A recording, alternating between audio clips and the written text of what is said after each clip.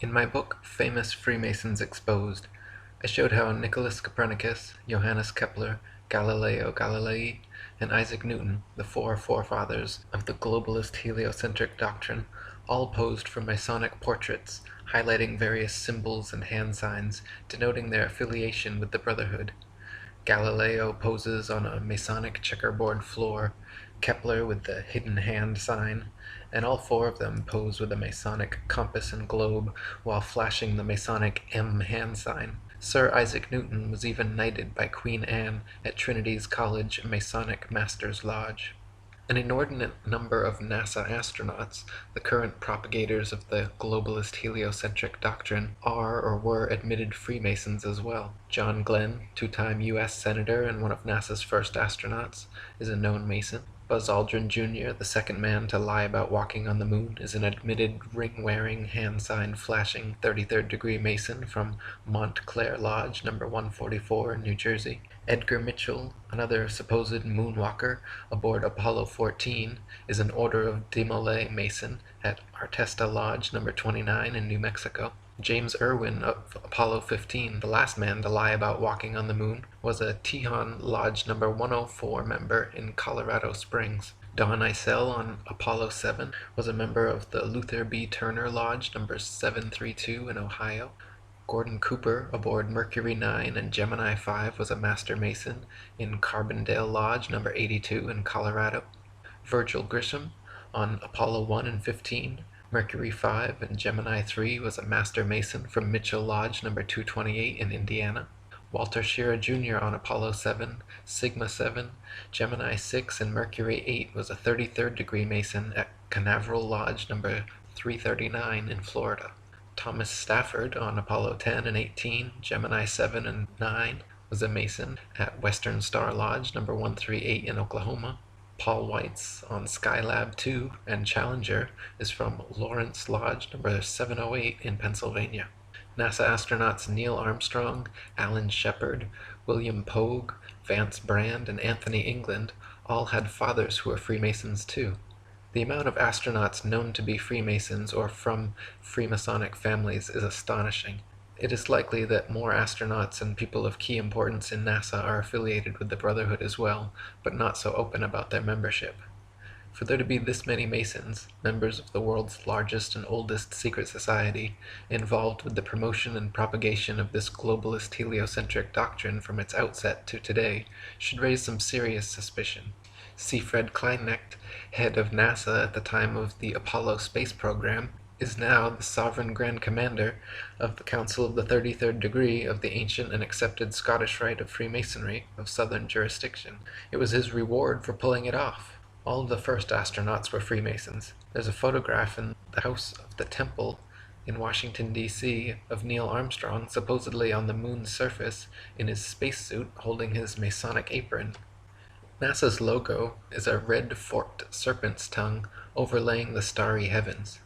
Serpents, and specifically their forked tongues, have long been associated with lying, deceit, cleverness, two-facedness, manipulation, and with Satan, the devil. Why would the National Aeronautics and Space Administration choose this as their official logo? The United Nations, the New World Order government headquarters, built on land donated by 33rd degree Freemason John D. Rockefeller, is represented by a logo and flag which clearly depicts a flat earth divided into 33 sections. There are 33 official degrees of Scottish Rite Freemasonry, and the UN flag features a flat earth divided into exactly 33 sections.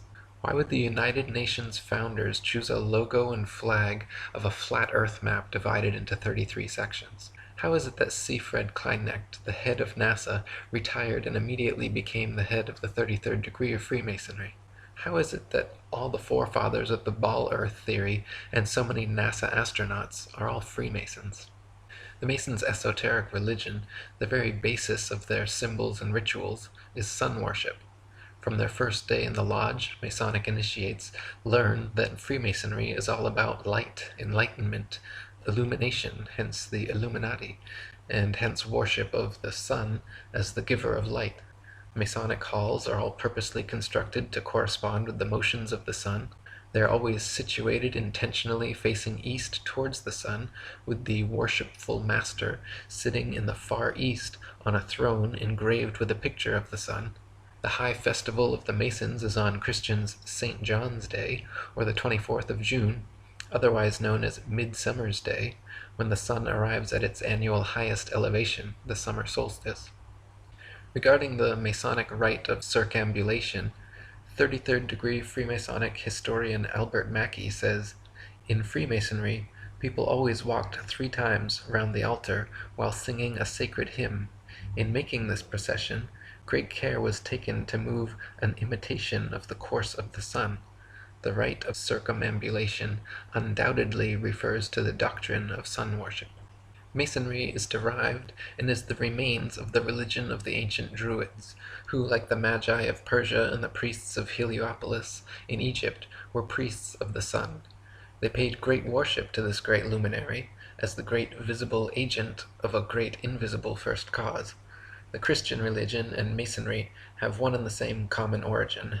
Both are derived from the worship of the sun.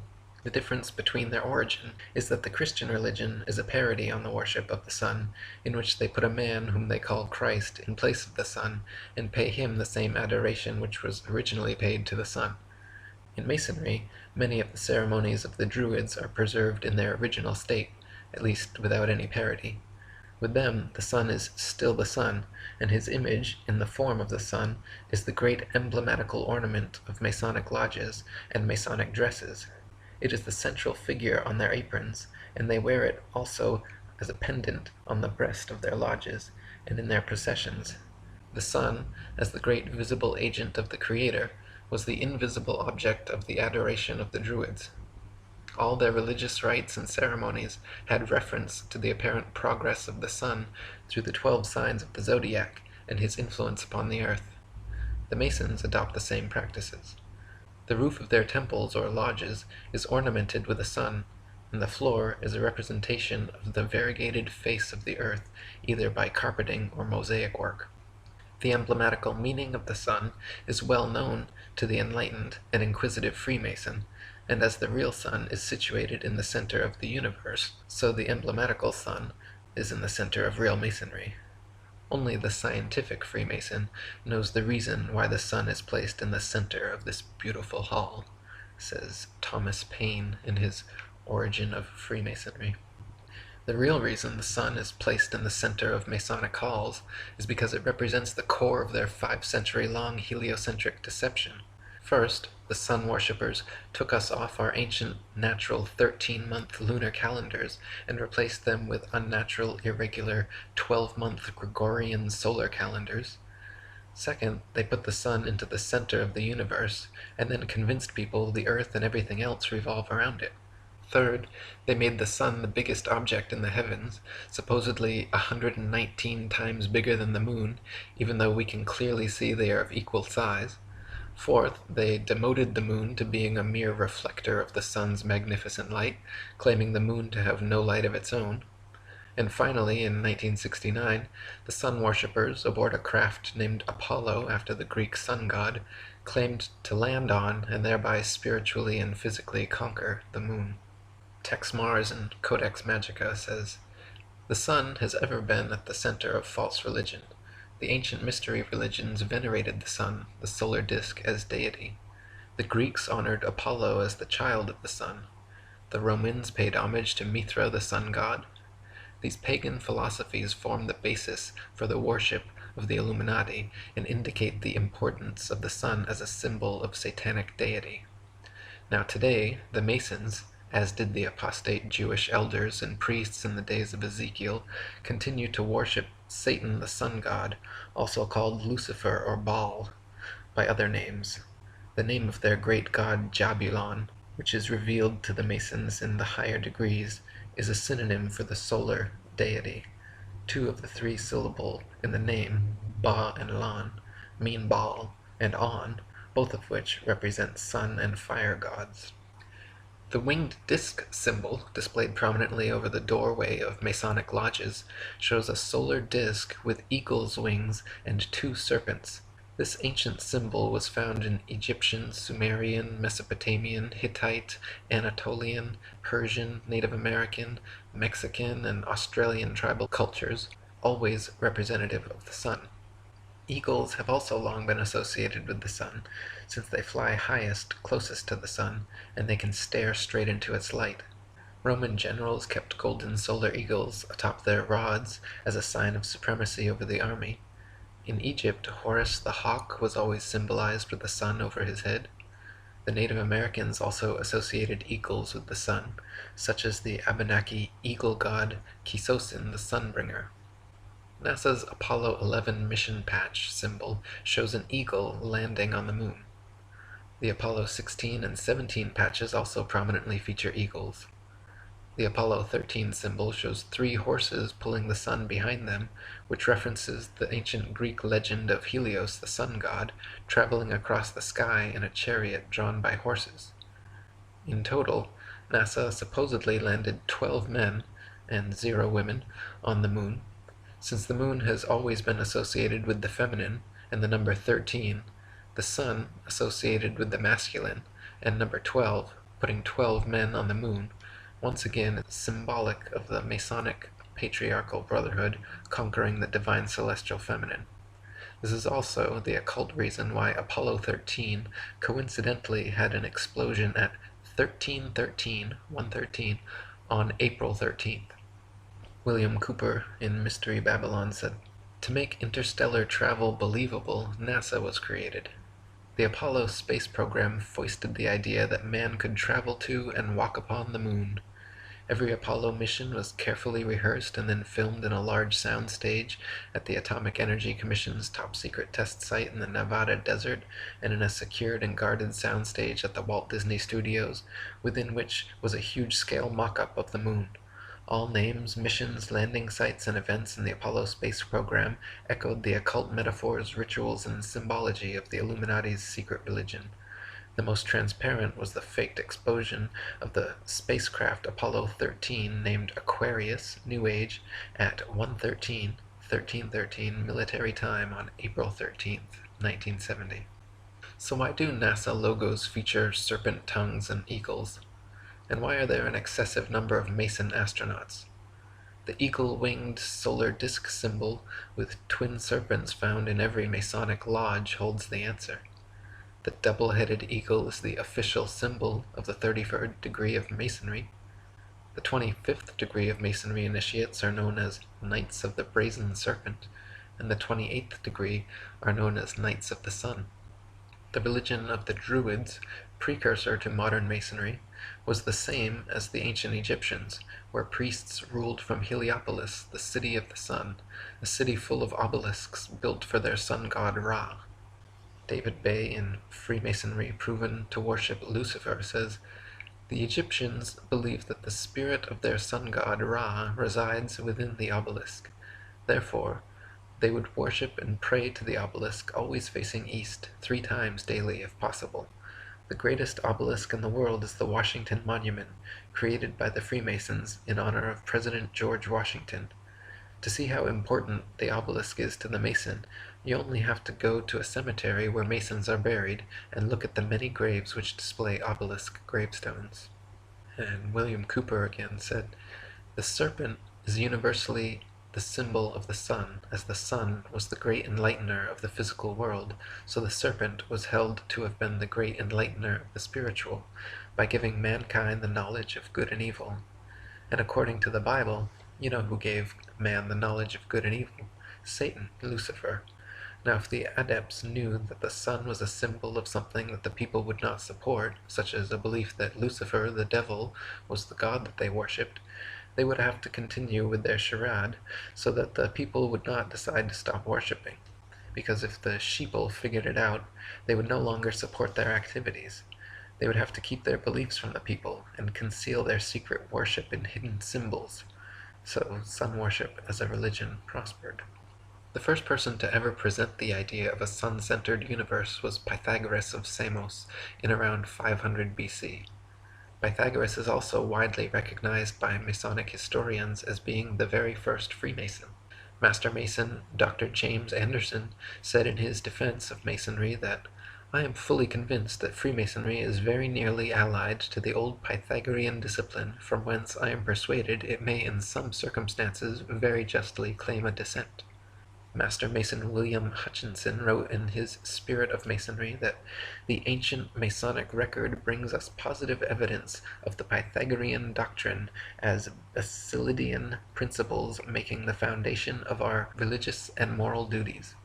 Master Mason William Preston wrote that Pythagoras was among the first Masons, but contends in his Illustrations of Masonry that the records of the fraternity inform us that Pythagoras was regularly initiated into Masonry, and being properly instructed in the mysteries of the art, he was much improved and propagated the principles of the order in other countries into which he afterwards travelled.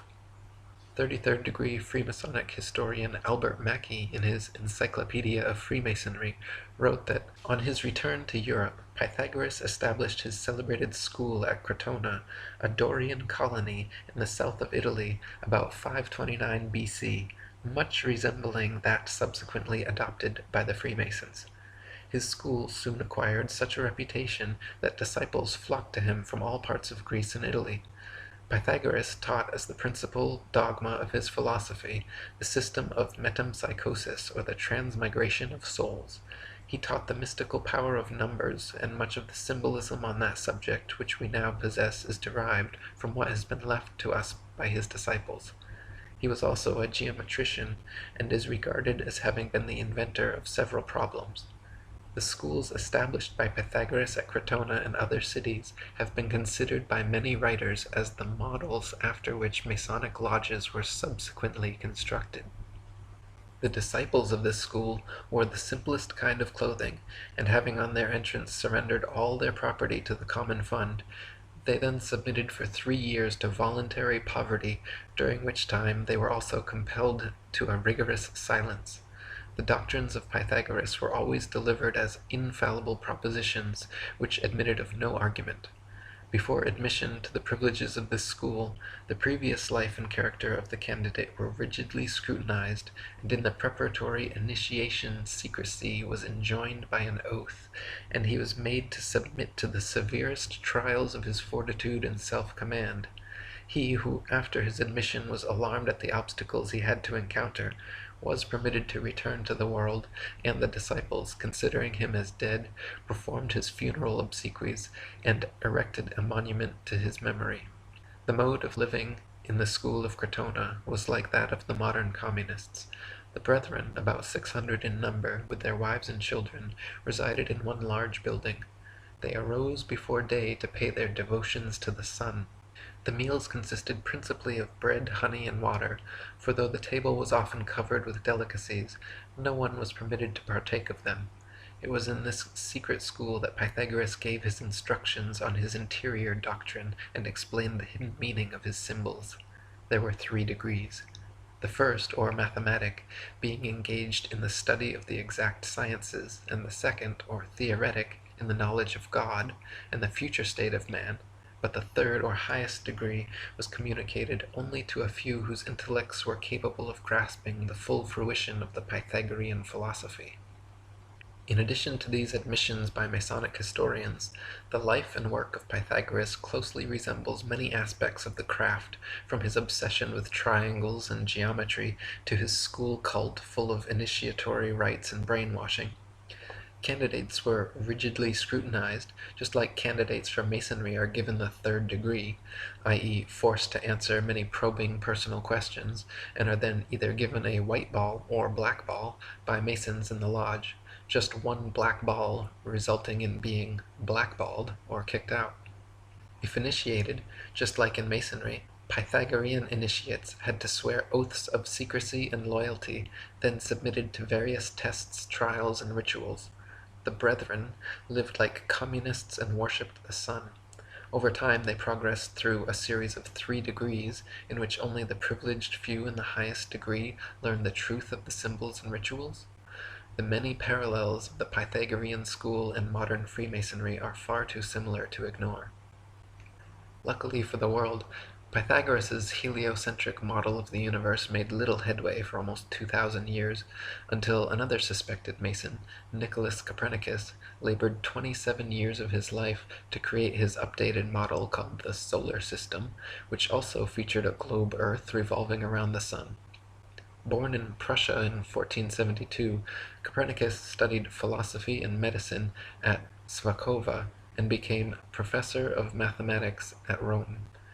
The last decades of his life he became obsessed with the ideas of Pythagoras, and when he first presented his heliocentric doctrine to the world, it was condemned as being so heretical that he was imprisoned and released only upon making a recantation of his opinions. He published his famous treatise on the revolution of the celestial spheres in 1543, the year of his death, and even then insisted on their purely hypothetical nature. Copernicus wrote, "The Pythagorean teaching was founded upon hypothesis, and it is not necessary that the hypothesis should be true or even probable. The hypothesis of the movement of the earth is only one which is useful to explain phenomena, but it should not be considered as an absolute truth." David Wardlaw Scott in Terra Firma says, "The system of the universe as taught by modern astronomers being founded entirely on theory, for the truth of which they are unable to advance one single real proof, they have entrenched themselves in a conspiracy of silence, and decline to answer any objections which may be made to their hypothesis. Copernicus himself, who revived the theory of heathen philosopher Pythagoras, and his great exponent Sir Isaac Newton, confessed that their system of a revolving earth was only a possibility and could not be proved by facts. It is only their followers who have decorated it with the name of an exact science, yea, according to them the most exact of all the sciences. Yet one astronomer royal for England once said, speaking of the motion of the whole solar system, 'The matter is left in a most delightful state of uncertainty, and I shall be very glad if anyone can help me out of it.' What a very sad position for an exact science to be in is this." Lady Blunt, in The Romance of Science, said, "The origin of the globular theory may be traced and shown to be pagan. It was introduced into Egypt by the Greek Pythagoras about 500 B.C. He was a native of Samos, and a great traveler in his early days. He traveled much in the East, and he imbibed the fallacious idea that the earth and sea together formed a whirling globe, and that the heavenly bodies were other worlds inhabited. Pythagoras returned to Europe and introduced these serious errors into his own country. Newton was no logician, and logic formed no part of his composition. Nor did he profess to possess this quality, which is absolutely essential to a discerner and founder of true science. He spent his whole life in investing, formulating an elaboration which he called the solar system, building upon the mythical fallacies which Pythagoras had brought from the East in the first place, and which had been handed down by Copernicus, Kepler, and Galileo. Without testing the nature of his foundations, he accepted the whole fabrication and took Copernicus's hypotheses all for granted." Gabrielle Henriette in Heaven and Earth said, "Copernicus had evolved another theory, which he also explains in his treatise on the revolution of the celestial spheres, that if a body is to revolve around another, the first one must have a spherical shape and rotate about its axis in the manner of a spinning top. Consequently, in order to make this notion fit in with the movement of the earth round the sun, which he had devised in order to explain the seasons, he suddenly decreed that the earth was round, contrary to the general opinion at the time, and then proclaimed that it had a movement of rotation about its axis. The great inconvenience in this proposition is that the rotation of the earth cannot be seen to exist, either with regard to the position of the sun or clouds during the day, or of the moon and other planets by night. On the other hand, the fact of the immobility of the earth has an immense advantage over the theory of the rotation, in that it can positively be recognized as such, and it can safely be said that if the earth cannot be seen to move, there are 100 chances in 100 that it does not do so. So trust your eyes and trust your experience. Trust your feeling, trust your intuition. Look out, see the horizon flat. Feel for yourself. You're not moving. Just sit still.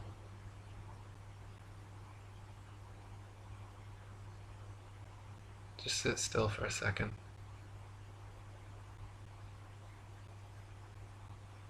You're not moving.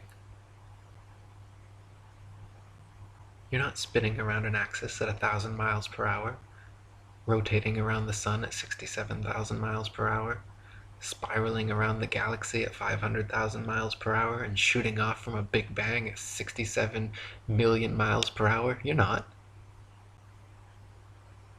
You're motionless. You're just sitting there. Just sit still. What does that even mean, sit still?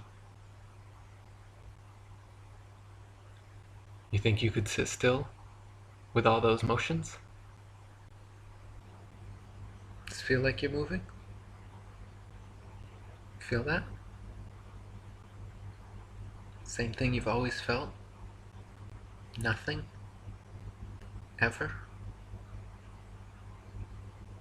Nobody's ever felt movement? Nobody's ever seen the earth move? Nobody's ever seen the earth curve? Maybe you just got fooled by some Masons. Mark Twain said, "It's easier to fool people than to convince them they've been fooled." That's why it's so hard to convince you you've been fooled. You can't possibly believe that you and the rest of the world could have been lied to and deceived by these Masons. The oldest and largest secret society in the world, over 5 million members, all over the world, existing for hundreds of years. But not you, right? They couldn't fool you. Of course you're spinning around. Of course you are. That's what they told you in school. They don't lie to you in school.